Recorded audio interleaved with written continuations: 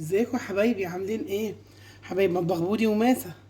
النهارده ان شاء الله عاملين لكم برضه زي ما عودنكم المطبخ بتاعنا الجميل. نعمل لكم كيكه ظريفه وخفيفه، بس من غير لا لبن ولا بيض ولا سمنه. معقوله؟ معقوله، وهنشوفها مع بعض. وان شاء الله مكوناتها في كل بيت متوفره، وهنعملها ومش هتبطلها من جمالها. نبتدي نقول المكونات بتاعتنا مع بعض. كوبايه سكر، نمشي معايا خطوه بخطوه في الخطوات دي تطلع ان شاء الله معاكي ناجحه. كوبايه ميه دافيه، وبعد كوبايه الميه الدافيه 3 معالق كاكاو.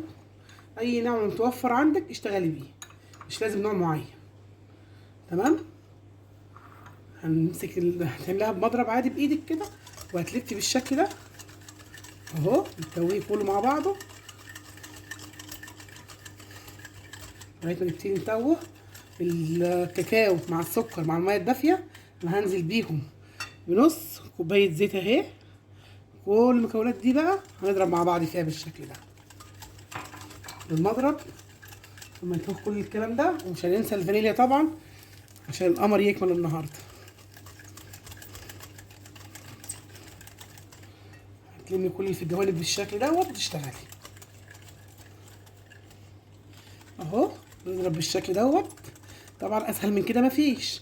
قلنا الدقيق الميه الدافيه على السكر، 3 معالق كاكاو على الفانيليا، وتضربي فيهم بالشكل دوت. وبعدين هننزل ب3 كوبايات دقيق الا ربع او كوبايه، يعني ملي برضه الحجم بتاعها اللي هو ده. حطينا كوبايه، هنحط التانية ندخله ليه عشان يطلع الهواء اللي فيه والرطوبة. انتوا عارفين الجو ساقعة اهو.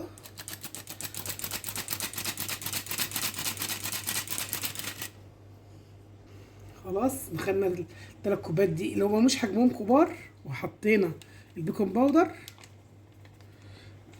او محسن كيك شيف اللي انت تستخدميه برضه المتواجد عندك اشتغلي بيه عادي. وهنزيل المضرب بالشكل دوت بايدك بس في اتجاه واحد اهو. حاجه والله هتعجبك، مش هتبطلي تعمليها من جمالها اهو. نشتغل بالمضرب زي ما قلنا اتجاه واحد في الضرب. والمعلقه بقى دي برضو معلقه خل بالظبط، اخر حاجه هنحطها عشان تخليها هشه وحلوه معانا. دي اخر خطوه فيها، ومشغلين الفرن قبلها طبعا ومحضرينه. وهوريكم الصوص بتاعها الخطير بيتعمل ازاي. حاجه كده جميله جدا ما شاء الله، مش مكلفه، ومن غير بيض زي ما قلنا، ومن غير سمنه ومن غير لبن، عشان برضو اخواتنا المسيحيين ياكلوها وهم مطمنين عشان الاعياد بتاعتهم. وان شاء الله نعمل كل كويس ليكم وكل جديد. هبتدي بقى افضي في الصينيه انا محضراها ودهنها سمن اهي. هنزل بقى قدامكم، ده القوام اللي احنا مطلوب بتاعها اهو، روعه وكله بايدك عاملاه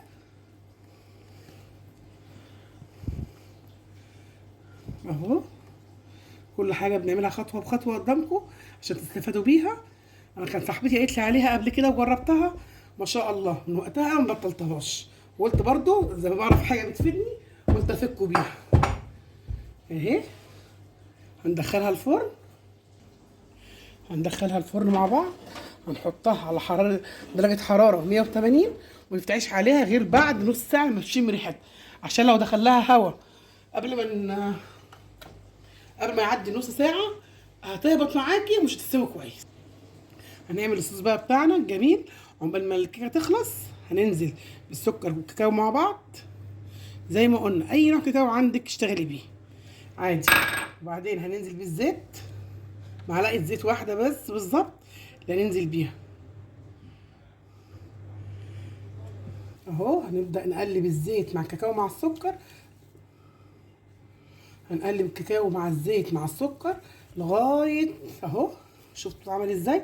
هنزل بقى بميه على خفيف عليهم كده، كل ما يحتاج مني هديها اهو.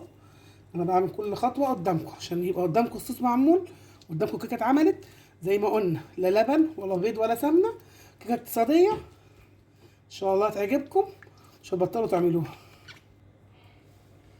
اهو يا حبايبي كل دوت احنا ضربنا فيه. ولو عندك الكميه قليله بتاعه اهي، ولو الكميه عندك مش كتيره في الكاكاو، حطي معلقتين دقيق او معلقتين نشا بشويه ميه دافيه مع الكاكاو والسكر، وارفعيه على النار بالظبط 3 دقايق ونزليه. بس انا ما عملتش كده لان انا كان عندي يعني الكاكاو الحمد لله متوفر شويه، وحطيت السكر والميه الدافيه وعملته معاكم. كل ما تضربي فيه كل ما هيديكي القوام ده. شايفين؟ جميل جدا. انا عندي بنتي الكبيره هي بتحب تعمل الصوصات بتاع الشوكولاته بانواعها، وفي حلقه ان شاء الله هخليها تصور لكم المولتون كيك والحاجات اللي هي بتعملها بالشوكولاتات، لان هي من عشاق الشوكولاتات. فهخليها تعمل لكم حلقه كامله ان شاء الله، وتشوفوا برضو الشطاره بتاعت البنات، عشان هي بتقف معايا وبتحب تعمل برضو البيتزاهات. الحمد لله يا رب، هي بتحب تقف معايا وتتعلم مني. وهي فانا مش عايزه دلوقتي اوقفها في المطبخ دلوقتي، انتوا عارفين مراجعات بقى وامتحانات نص السنه والترم. بس ان شاء الله في الاجازه هخليها تعمل لكم عشان هي ثانويه عامه تانية ثانوي. وخلصنا كده الصوص بتاعنا الجميل، ان شاء الله هخليها تعمل لكم احلى كيكات برضه اقتصاديه، وفي الميكروويف برضه بتعملها. بس ادعوا لها تجيب مجموع وتخش طب، قولوا يا رب، عشان انا نفسي بصراحه. وربنا يا رب ينجح كل ولادنا ويقف معاهم ويعمل لهم كل حاجه حلوه، ونعلم بناتنا كل حاجه حلوه. احنا بنقول برضو احنا بنعلم البنات اللي لسه متجوزه جداد والبنات الصغيره عشان يقفوا في المطبخ ويطلعوا احلى حاجه عندهم. الكيكه هتطلع وهنزوقها مع بعض، واوريكم بقى الكيكه بتاعتنا الجميله ايه هي اهي. انا بجد يعني الصوص شكله جميل جدا. بنتي برضو بتعمله بنفس التكات ونفس الحركات، لان هي من عشاق الشوكولاتات بصراحه بكل انواعها. وقولوا لنا ايه رايكم لما الكيكه تخلص، واهم شيء تفعلوا الجرس وتدوسوا لنا اللايك الجميل، وترفعوا معانا القناه بتاعتنا عشان نكبر بيكوا وليكوا. زي ما قلنا الكيكه دي يعتبر لاخواتنا المسيحيين جميله جدا، لا بيض ولا سمنه ولا لبن، حاجه كده ياكلوا منها وهم مطمنين، عشان هم دلوقتي الايام دي صايمين، فكل سنه هم طيبين. الكيكه خلاص اهي يا حبايبي خلصت، نطلعها مع بعض. شايفينها جميله ازاي؟ لا وهشه وجميله، وعملنا لها اختبار بالخله اهي، نضيفه مفيهاش اي حاجه. سيبها تستهدى بقى. قلبتها على حاجه عشان هتبرد. شوفوا بقى عامله ازاي، زي الاسفنجيه بالظبط ما شاء الله. وهزوقها لكم تسويه خفيفه كده، حاجه برضو اقتصاديه، وهنشوف هنعمل فيها ايه. عملت بقى بسكر وكاكاو اهو يا حبايبي، بعملها بيها اهو مع بعض عشان تبقى طريه وحلوه. هنزل بالصوص اهو قدامكم حبايبي، هينزل عليها من الجوانب يبقى شكلها جميل اهو. انا طبعا مستبعد على ما تبرد عشان اصورها لكم، بس طبعا احنا هنسيبها تستهدى شويه. خلاص اهو فضينا كل المكونات قدامكم بتاع الشوكولاته. وانا كان عندي معلقتين اتنين بالظبط كريم جانتيه، قلت هعملهم للكيكه، قلنا ندلعهم شويه يعني. حبيتهم في كيس عادي من عندك، وتلفي دوريات كده عليها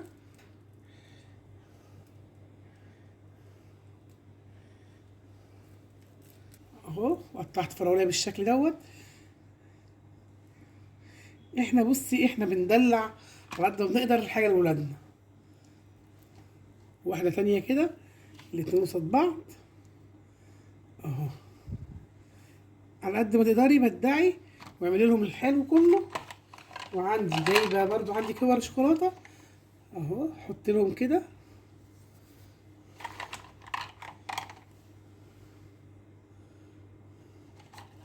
راس السنه داخل علينا، ما تشتريش حاجه من بره واعملي لهم. وفي الاخر برضو بنقول كيكايه جميله.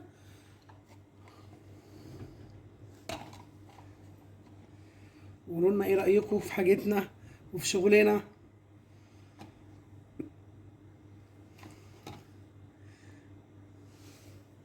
تتكلم عن نفسها جميله ايه وزي الفل. شوفوا الحلاوه. هنقطع حته قدامكم بقى عشان نوريها لكم.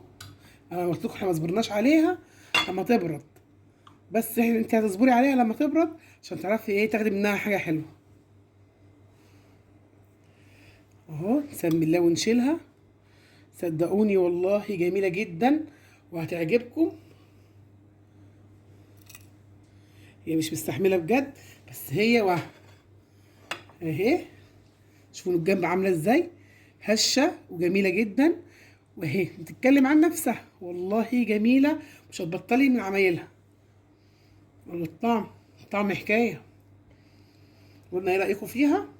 ودي الكيكه بتاعتنا اللي مش مكلفه، قلنا لاخواتنا المسيحيين ولاي حد عايز يعملها. والطعم حكايه. قلنا ايه رايكم فيها؟ متنسوش بقى تفعلوا القناه وجرس وشير عشان نكبر بيكم وليكم. والسلام عليكم ورحمه الله وبركاته.